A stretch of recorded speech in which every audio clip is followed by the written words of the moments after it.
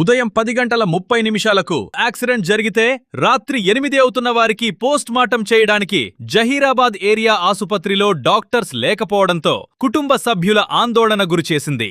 సంగారెడ్డి జిల్లా కోహిర్ మండలం సజ్జాపూర్ గ్రామం వద్ద జరిగిన రోడ్డు ప్రమాదంలో 2 భార్యాభర్తలు మృతి చెందగా వారికి 3 కుమార్తెలు ఉన్నారని కుటుంబ సభ్యులు డీసీఎం ఓనర్ నుండి నష్టపరిహారం ఇప్పించాలని డిమాండ్ చేస్తూ ప్రభుత్వ ఆసుపత్రి ఎదుట ఆందోళన చేశారు.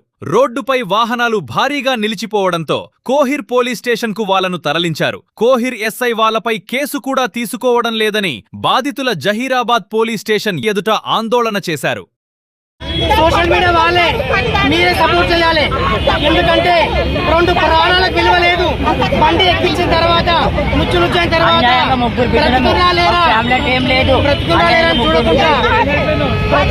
చూడకుండా అన్యాయంగా 3 కాల్ చేసేసి